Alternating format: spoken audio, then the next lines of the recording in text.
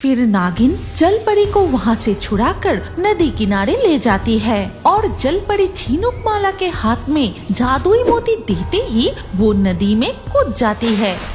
जंगल के बीच से बहती हुई नदी के किनारे छोटी सी कुटिया में एक नागिन रहती थी। वो कभी नदी से मछली पकड़ती थी तो कभी जंगल के फल फूल खाकर किसी तरह से अपनी दिन गुजरती थी। हे भगवान, मेरे ये दुख के दिन क्या कभी खत्म नहीं होंगे? भूख के मारे मेरे पेट जल रहा है और क्या कांटे लेकर नदी से कुछ मछलियाँ पकड़ के लाती हूँ। ये कहते हुए नागिन कांटे लेकर नदी किनारे जाके कांटे डाल देती है। तभी वो देखती है कि नदी के पानी से एक जलपरी बाहर आई। उसका पूरा शरीर सोने हीरे मोती के आभूषण से भरा हुआ है। ये देखकर नागिन पूरी तरह से चकित हो जाती है। वो देखती है कि जलपरी अपनी शक्ल बदलकर मानव रूप धारण करके पानी से निकल के जंगल की ओर चली गई। अरे बाप रे, ये कौन है? इस जलपरी को तो मैंने पहले कभी इस नदी किनारे नहीं देखा। अरे अरे, अपनी रूप बदलकर ये इंसानी रूप कैसे धारण कर ली? मुझे तो इसकी रहस्य के बारे में पता लगाना होगा। ये कहकर नागिन नदी के किनारे एक पेड़ के पीछे छुपकर उसकी इंतजार करने लगी। कुछ देर बाद नागिन देखती है कि वो लड़की वापस आई और फिर से जलपरी का रूप धारण करके पानी में चली गई। अरे वाह, इस जलपरी का कितना सुंदर सुखमय जीवन है। पूरे शरीर पर सोने हीरे जेवर से भरी है। ऊपर से अपनी शक्ल बदलकर पानी में जमीन पर आराम से घूम रही है। काश मैं भी इसकी तरह अपनी रूप बदल सकती। लेकिन ये जलपरी अपनी रूप कैसे बदल रही है? मुझे इस पर कड़ी नजर रखनी होगी। इसके बाद से नागिन कई दिनों तक उस जलपरी पर नजर रख रही थी।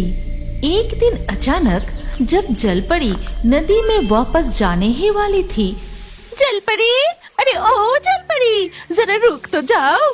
मैं तुम्हें कई दिनों से इस नदी के किनारे देख रही हूँ। तुम कितनी सुंदर हो, तुम्हारी मुस्कान कितनी प्यारी है। मैं तुमसे दोस्ती करना चाहती हूँ। क्या तुम मेरी दोस्त बनोगी? क्यों नहीं, मेरा नाम झिनुकमाला है। तुम मुझे झिनुक बुला सकती हो। अच्छा झिनुकमाला, मैं रोज देखती हूँ कि तुम अपनी रूप बदलकर मानव रूप धारण करके जंगल में चली जाती हो। तुम अपनी रूप कैसे बदलती हो? ये देखो, ये जादुई मोती है। इस जादुई मोती की वजह से ही मैं अपनी रूप बदल सकती हूँ। इसके बाद झिनुकमाला और नागिन काफी देर तक बातें करती है और उनमें गहरी दोस्ती भी हो जाती है। इसके बाद से जब भी वो मिलती थी, नागिन बस उसे अपने दुख भरी कहानियाँ सुनाती रहती थी और झिनुकमाला नागिन की दुख कम करने के लिए उसे तरह तरह के स्वादिष्ट भोजन और कभी कभी कीमती उपहार भी देती थी। ये मूर्ख जलपरी झिनुकमाला मेरे लिए बहुत फायदेमंद है। मैं बिना किसी मेहनत के अच्छा खाना खा रही हूँ और सुंदर सुंदर उपहार भी मिल रहे हैं। कल से इसे और ज्यादा दुख भरी कहानियाँ सुनानी होगी। और अगले दिन सुबह नागिन के साथ जलपरी मानव रूप धारण करके जंगल के रास्ते से जा रही थी। तभी नागिन कहती है, झिनुकमाला, चलते चलते हम बहुत दूर आ गए हैं और अब मुझे बहुत भूख भी लगे हैं। लेकिन इस जंगल में मैं क्या खाऊं? तभी जलपरी झिनुकमाला देखती है कि एक पेड़ में बहुत सारे स्वादिष्ट फल है। दोस्त, उधर देखो, उस पेड़ पर कितने स्वादिष्ट फल हैं। रुको, मैं अभी लेकर आती हूँ। ये कहते हुए झिनुकमाला जादुई मोती की मदद से टूनी चिड़िया की रूप धारण करके उस पेड़ से फल तोड़ लाती है। फिर वो दोनों सारे फल मिल बांट कर खाती है। अरे वाह झिनुकमाला, तुम तो टूनी चिड़िया का भी रूप धारण कर सकती हो। हाँ दोस्त, सिर्फ टूनी चिड़िया ही नहीं, इस जादुई मोती की मदद से मैं जैसा चाहूँ वैसा रूप ले सकती हूँ। मैं तुम्हारा रूप भी धारण कर सकती हूँ। देखना चाहोगी? ये कहते हुए झिनुकमाला नागिन का रूप धारण कर लेती है और ये देखकर नागिन हैरान रह जाती है। फिर झिनुकमाला अपने असली रूप में आकर नागिन को पानी के नीचे स्थित अपने जल राज्य के बारे में, वहाँ की जीवन के बारे में, इसके अलावा वहाँ मौजूद सोने, हीरे, खजाने के बारे में बताने लगती है। और ये सब कुछ सुनकर लालची नागिन मन ही मन कहती है, किसी भी तरह वो मूर्ख जल परी झिनुकमाला से वो जादुई मोती छीनना ही पड़ेगा। फिर मैं भी किसी का भी रूप धारण कर सकती हूँ और जल परी का रूप लेकर उसकी राज्य से सारा सोना हीरा लेकर चली आऊंगी। ठीक है दोस्त, अब मैं चलती हूँ, काफी देर हो चुकी है, कल हम फिर मिलेंगे। फिर वो दोनों ही वहाँ से चली जाती है। अगले दिन सुबह नागिन नदी किनारे बैठकर कई शैतानी योजना बनाने लगती है। तभी एक शिकारी शिकार की तलाश में वहाँ आता है और नागिन को देखकर कहता है, ओ माय गॉड, ये मैं क्या देख रहा हूँ? ये तो एक नागिन है। इसके पास जरूर नागमणि होगी, और नागमणि है तो सोना, हीरे, मोती और भी खजाना होगा। अगर इसको बंदी बना सकूं तो मेरा सपना पूरा हो जाएगा। ऐसा कहते ही शिकारी नागिन को उसका जाल में कैद कर लेता है। कौन मुझे बंदी बनाया? निकालो, अभी मुझे यहाँ से बाहर निकालो, निकालो। तभी वो शिकारी नागिन की तरफ अपना बंदूक तान कर कहता है, अभी के अभी तुम मुझे अपना नागमणि दे दो, नहीं तो गोली से तुम्हारी खोपड़ी उड़ा दूंगा। अरे रुको, जहाँ मेरे पास खाने के लिए कुछ नहीं है, वहाँ नागमणि कहाँ से आएगा? विश्वास करो, मेरे पास नागमणि नहीं है। तुम एक इच्छाधारी नागिन और तुम्हारे पास नागमणि नहीं है, मुझे उल्लू बना रहे हो। ठीक तभी नागिन की दिमाग में एक शैतानी योजना आती है और कहती है, सच कह रही हूँ, मेरे पास कोई नागमणि नहीं है, लेकिन मैं किसी को जानती हूँ जिसके पास बहुत सारा सोना, हीरा, चांदी है। कौन है वो? तुम मुझे इस जाल से बाहर निकल दो और उस पेड़ के पीछे जाकर छुप जाओ। मैं सही वक्त पर तुम्हें इशारा कर दूंगी, फिर तुम उसे पकड़ लेना। नागिन की बात मानकर शिकारी पेड़ के पीछे छुप जाता है। थोड़ी देर बाद जब झिनुकमाला नागिन से मिलने आती है, झिनुकमाला, क्या तुम अपना जादुई मोती मुझे देखने के लिए दोगी? उसे छूकर देखने की बड़ी इच्छा हो रही है। क्यों नहीं, ये लो दोस्त। ये बात सुनकर झिनुकमाला जैसे ही अपना जादुई मोती नागिन को दिया, तभी नागिन सीटी बजाने लगी और साथ ही साथ वो शिकारी पीछे से आकर झिनुकमाला को बंदी बना लेता है। ये क्या? किसने मुझे बंदी बनाया? छोड़ दो दोस्त, मुझे बचाओ दोस्त। बचाएगा? मुझे तो बस तुम्हारी ये जादुई मोती की जरूरत थी, वो मिल गया। अब तुम्हारी दोस्ती की कोई जरूरत नहीं। शिकारी, अब तुम इसे ले जाओ। इसके बाद शिकारी झिनुकमाला को वहाँ से लेकर चला जाता है। झिनुकमाला फुट फुट कर रोती रही और नागिन नदी किनारे खड़ी होकर जोर जोर से हंसने लगी। अब इस जादुई मोती की मदद से मैं कोई भी रूप धारण कर सकती हूँ, जो चाहूंगी वही करूंगी। सबसे पहले मैं इस शिकारी का रूप लूंगी ताकि जंगल के शेर, चीते मुझसे डर जाए। ए जादुई मोती, मुझे तुरंत शिकारी बना दे। लेकिन नागिन का रूप नहीं बदलता। वो फिर से कोशिश करती है, लेकिन उसका रूप नहीं बदला। ये क्या? मेरा तो रूप ही नहीं बदल रहा। ओहो, मैं तो झिनुकमाला से मंत्र पूछना ही भूल गई।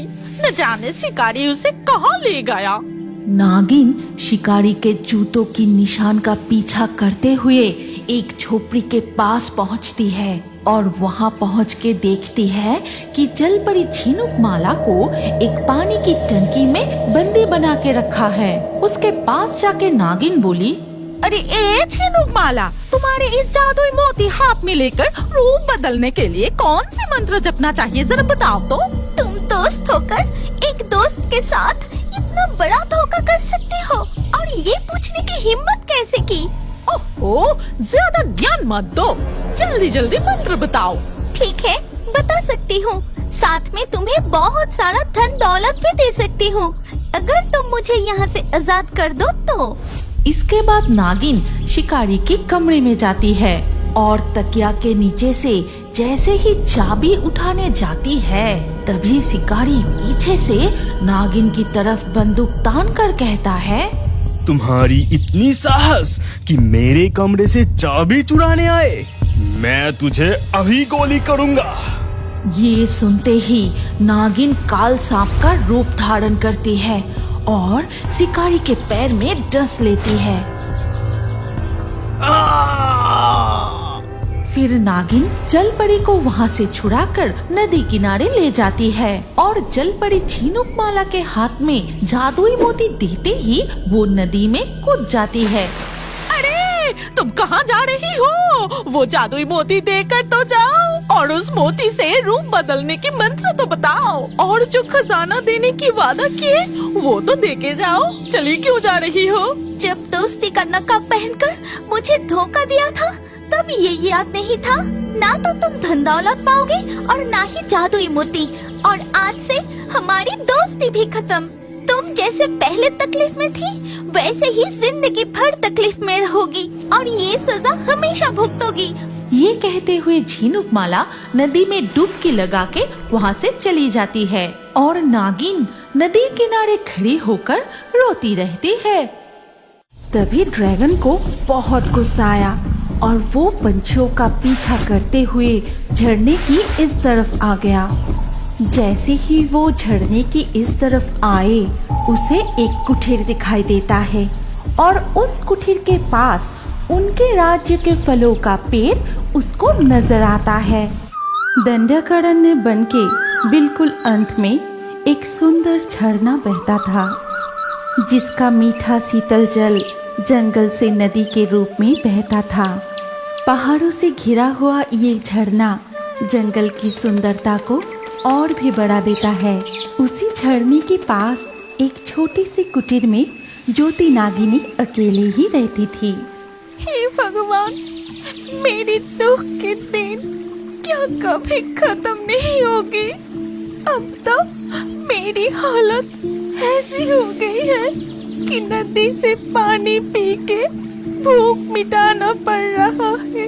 इतना कहकर नागिनी फुट फुट कर रोने लगी। तभी उसे एक टूनी चिड़िया को झरने के पानी की तरफ जाता हुआ दिखाई दिया और वो टूनी चिड़िया उड़ते हुए सीधा जाके झरने के पानी से टकराया। फिर वो टूनी चिड़िया ना जाने कहाँ गायब हो गई।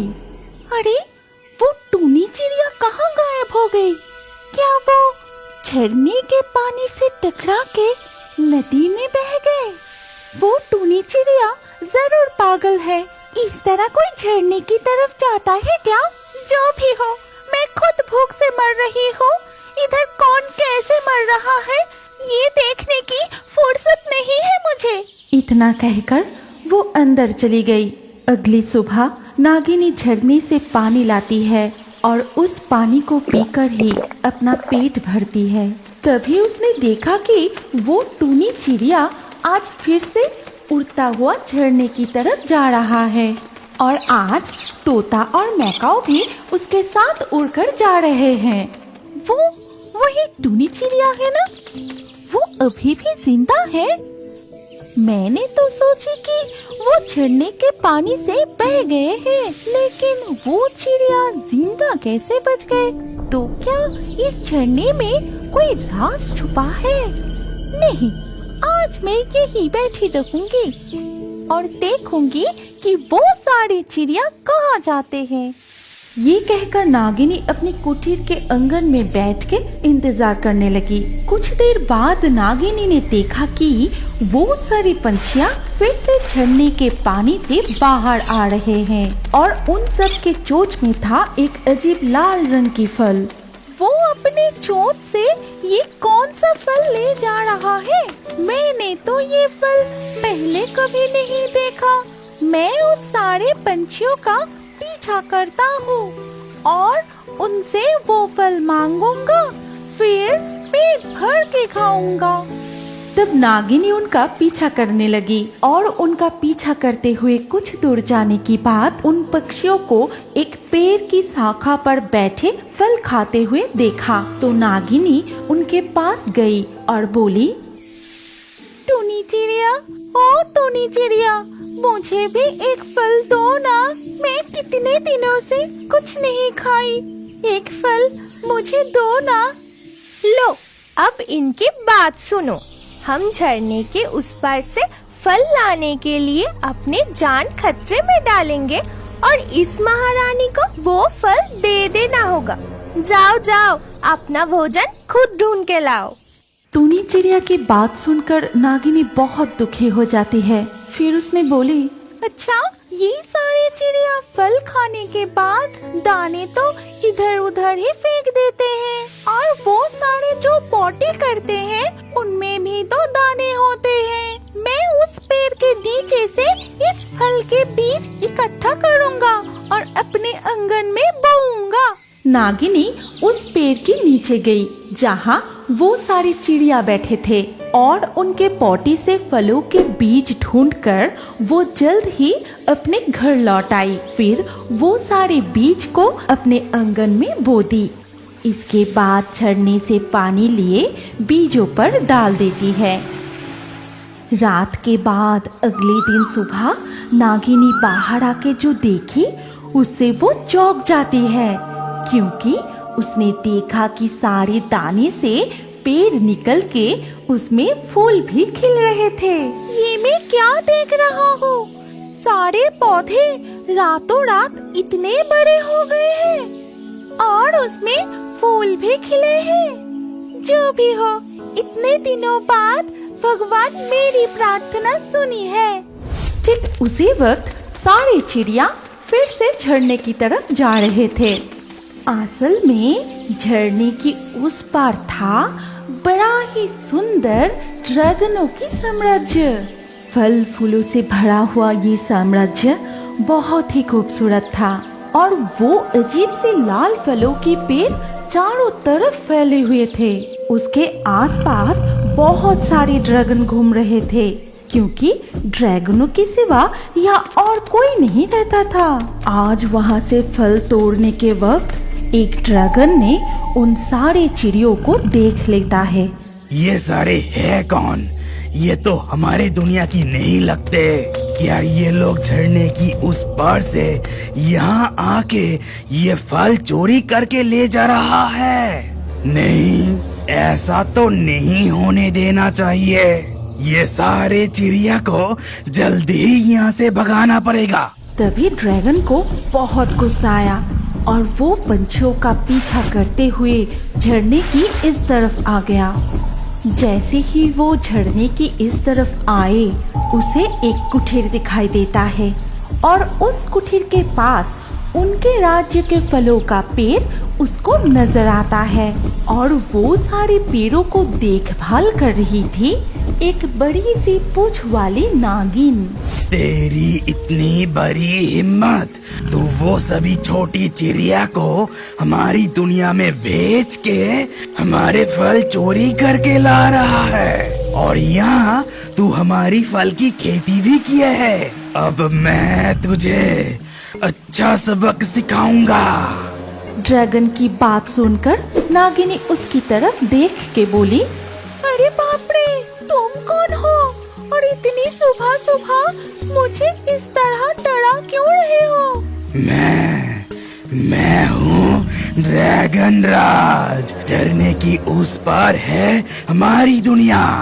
ये फल हमारी दुनिया की है और इसमें सिर्फ हमारी हक है और तू हमारी ये फल चोरी करने के लिए भेजे थे।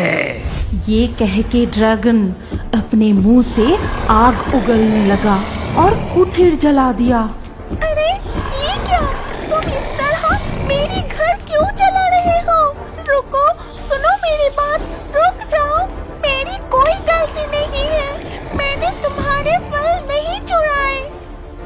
ड्रैगन नागिनी की एक भी बात नहीं माना। वो वहाँ से सारे पौधे उठा के फिर से झरने के उस पार चला गया। नागिनी अपने जले हुए कुटीर को देख के रो पड़ती है। मैंने कोई गलती नहीं की, फिर भी वो ड्रैगन आके मेरा घर पूरी तरह से जला दिया। वो सारे चिड़िया फल चुरा के लाते थे और मुझे सजा मिल गई। मुझे इंसाफ चाहिए। मैं उन ड्रैगन की दुनिया में जाके इंसाफ मांगूंगी। इसके अलावा उस झरने के पीछे और क्या क्या अजीब चीज है वो भी देखना चाहती हूँ। ये कह के नागिनी झरने के उस पार जाती है और इस पार आते ही नागिनी तो चौंक जाती है। वाह, ये तो बहुत ही खूबसूरत जगह है। ये तो स्वर्ग से भी कुछ कम नहीं है। यहाँ कितने सारे फल फूलों से भरे हुए हैं। अरे बाप रे, सामने कितने सारे ड्रैगन घूम रहा है, लेकिन उनके शरीर में वो सब क्या हुआ है? लगता है उससे उनको बहुत दर्द भी हो रहा है।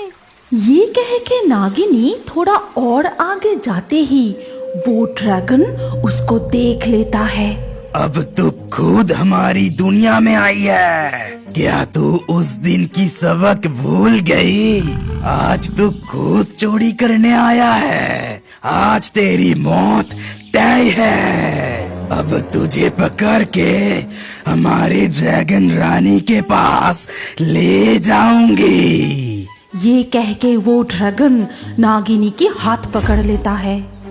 अरे दुष्ट ड्रैगन, तुम्हारा इतना साहस! उस दिन भी तुमने बिना किसी गलती की मुझे सजा दी थी। आज मैं तुम्हें ऐसी डांसूंगी कि मेरी जहर से तुम पूरी तरह से खत्म हो जाओगे। ये कहते ही नागिनी ने ड्रैगन के हाथ में काट लिया। लेकिन अजीब बात ये है, ड्रैगन की वो भयानक बीमारी तुरंत ही ठीक हो गई और वो ड्रैगन पूरी तरह से स्वस्थ हो गई। ये क्या? तुम्हारी जहर तो मेरी शरीर में दवा की तरह काम की। हम इस जानलेवा बीमारी की दवा इतने दिनों से ढूंढ रहे थे और तुम्हारी जहर में ही वो दवा छुपा था। इसके मतलब सिर्फ तुम ही हो जो हमें बचा सकता है। मैं तुम्हारे साथ बहुत गलत की है। तुम मुझे क्षमा कर दो और हमारे ड्रैगन कुल की रक्षा करो। ये सुनकर नागिनी का हृदय नरम हो गया और वो ड्रैगन के साथ ड्रैगन राज्य के अंदर चली गई। फिर वो जहर उगल के सारे ड्रैगनों को देती है और एक एक करके सारे ड्रैगन स्वस्थ हो जाते हैं। तभी ड्रैगन रानी ने बोली, आपने हमारा बहुत मदद किए हैं। यदि आप हमारे दुनिया में नहीं आते तो जानलेवा बीमारी से धीरे धीरे सारे ड्रैगन खत्म हो जाते।